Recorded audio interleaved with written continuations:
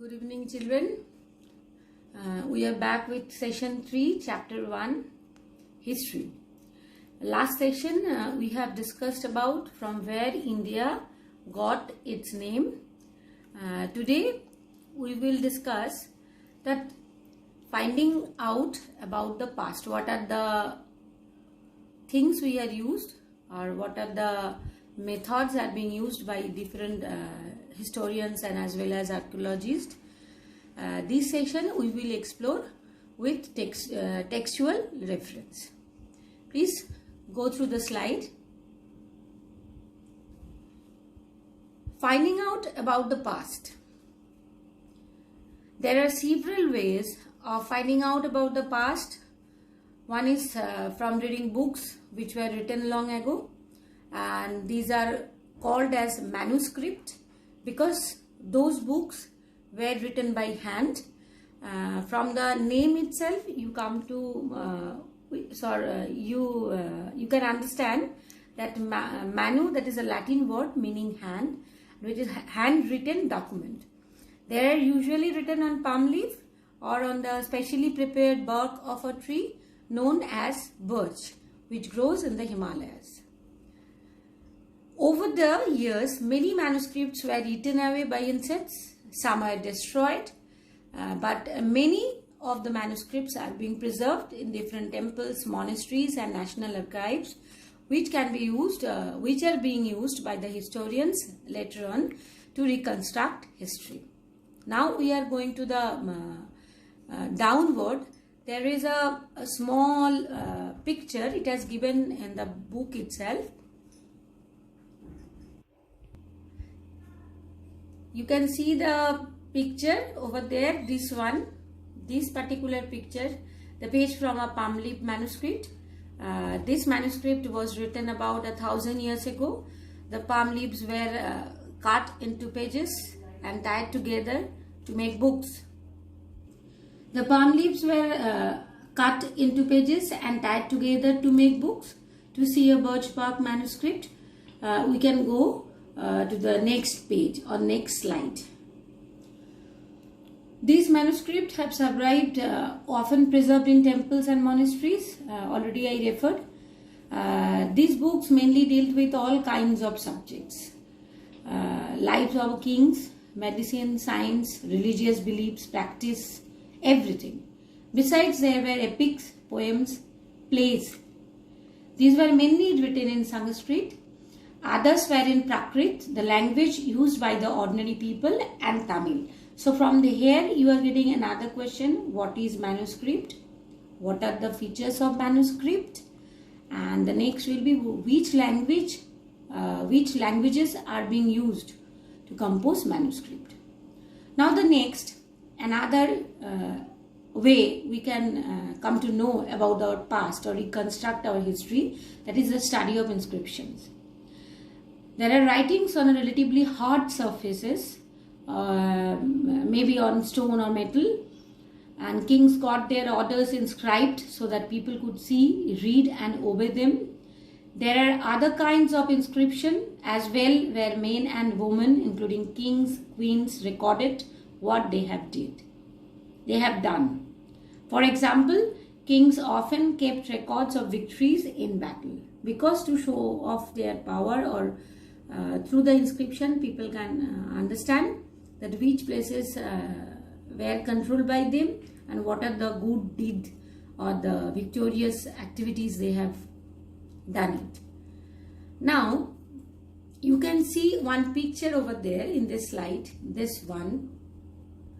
This is a picture of old inscription. That inscription dates to about 2200-500 years ago and found in Kandahar, present day Afghanistan. It was inscribed in order of ruler Ashoka. You will read it in the chapter 8. When we use a script, or when you are writing something, we are using script. Script consists of letters or signs. When we read what is written or speak, we use a language. This inscription was written in two different scripts and languages. Greek and Aramaic, because the places where these inscriptions are being found, those places mainly the people are speaking in these two languages. Now I am coming to the next part. There are many other things that were made and used in the past. Who study these objects are called archaeologists. Another keyword you are getting, that is archaeologist. They are studying about the remaining of the buildings, which is made up by stone or brick, painting, sculpture, pot,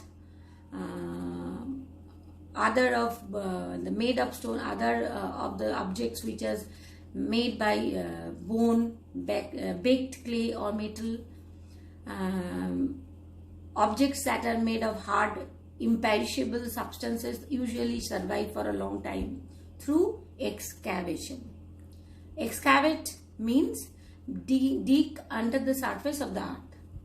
So, with the help of this, they can find tools, weapon, pots, pans, ornament, and so many things, coins also. So these are the things which are being mainly dealt by archaeologists. Here I want to refer one thing, that archaeology is the basic or the primary pillar to reconstruct history, especially the period where the written documents are not available. Historians, you will be getting next that keyword, the next explanation. The historians are doing their work with the help of these findings by the archaeologist. Now I am going to the next slide. You can see the picture. Pot. This is more or less 4,700 years ago. The pot has been used, excavated by the archaeologist. An old silver coin, and there was that the timing is 2,500 years ago. So these things are the findings by archaeologists. Archaeologists also look for bones of animals, birds and fish, what food people ate in that during past. Plant remains survive far more rarely because it is not able to survive. If seeds of grain or pieces of wood had been burnt, they survived in a chariot form. That chariot form has been excavated by the archaeologists during the time of their research work. Now, here also you are getting another question. Who are archaeologists? What are the findings of archaeologists? Next, I am getting that historians. Historians, that is, who are the scholars who study the past, often use the word source. Here another keyword, source, to refer the information found from the manuscript. Manuscript is a source. Inscriptions and archaeology, all these are the source of historians. All these are the sources of historians. So, on once sources are found, learning about the past become an adventure. As they reconstruct it bit by bit. So, you can refer historian as a detective. So, here also you are getting another question. Where lies the difference between, what are the differences between historians and archaeologists? So from these two which paras I already described and explained, from there you will be getting your point. Maximum 2 or 3 points you need to remember. We have discussed about manuscript, inscription, archaeology, then archaeologists, historians. But here, the beginning of the chapter, it has referred our past. One S is there. That means it has been used in plural form to draw attention to the fact that the past was different for different groups of people. For example, the lives of farmers, herders were different from those of kings and queens, as well as the lives of merchants were different from craft person, and so on. It is true even today also that people followed different practices, customs in different parts of the world. So their life is definitely different from each other. Like the people who are living in the forest area, their lifestyle, livelihood, everything will be dependent upon the forest produce. But the people who are living in the town, their livelihood, their existence, their survival, everything will be based on the modern amenities and the other exposures. Another thing, the past also, this kind of difference was there. It was existent. Beside this, there is another kind of difference, that kings, they are fighting back. They are winning battles, and they fought because they want to keep record of their victory, and that's why they are writing they were writing inscriptions or to be remembered by the people. But the ordinary people like hunter, fishing folk, gatherers, farmers, they did not keep records what they did. While archaeology helps us to find out about their lives, and there is much that remains unknown. Here is the importance of archaeology. So here also you are getting that how many past are there. There are different kind of past. It is differing from place to place, people to people, community to community, and as well as time to time. We are more or less to the end of our lesson 1. Now we will discuss about the dates. What do dates mean? That when someone is asking you about the date, you will mention day, month, year, 2000 and something, like right now 2020, April. These years are counted from the date generally assigned to the birth of Jesus Christ, the founder of Christianity. So 2000 means 2000 years after the birth of Christ. All dates before the birth of Christ are counted. I repeat, all dates before the birth of Christ are counted backwards, and usually have the letters BC, before Christ, added on. In this book, we will refer to the dates going back from the present using 2000 as our starting point. So when I refer about 2500 years ago, that means it is before 500 years ago of Jesus Christ. Now go to the next page. Letters with dates. BC, we have seen, stand for before Christ. Sometimes find AD before the date. These stand for two Latin words, Anno Domini. I repeat, Anno Domini, meaning in the year of the Lord, that is Christ. So 2005 can also be written as AD 2005. Here I want to refer, when we are writing AD, that means after the birth of Jesus. When we are writing that year, AD will come first, then the number. But when we are writing BC, then first that year, that number, and then after that BC. Sometimes CE also used instead of AD and BCE instead of BC. The letters CE stand for Common Era and BCE for Before Common Era. We use these terms because the Christian era is now used in most of the countries of the world. In India, we began using this form of dating from about 200 years ago. And sometimes the letters BP, meaning before present, are also being used. We are almost to the end of our session.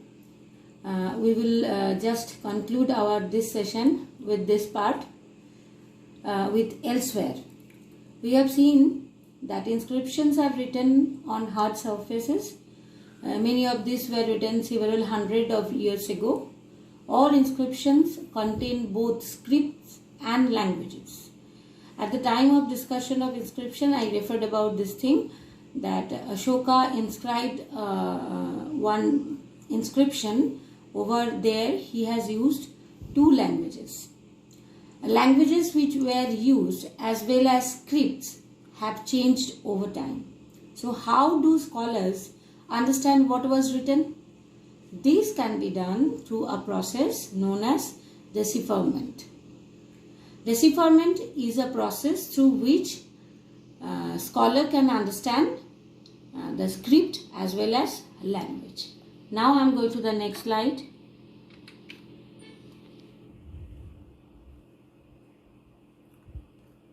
One of the most famous stories of decipherment comes from Egypt, a country of North Africa, where there were kings and queens about 5,000 years ago. Rosetta is a town on the north coast of Egypt, and here an inscribed stone was found, which contained inscription in 3 different languages and scripts: Greek and 2 forms of Egyptian. Scholars who could read Greek, they figured out from the name of the kings and queens were enclosed in a little frame called a cartouche. They then placed the Greek and the Egyptian signs side by side and identified the sounds from which the Egyptian letters stood. A lion stood for L and a bird for A. Once they knew what the letters stood for, they could read other inscription as well. This is the process through which the scholars came to know about so many inscriptions, language. Now, the end of this chapter, I will conclude once again.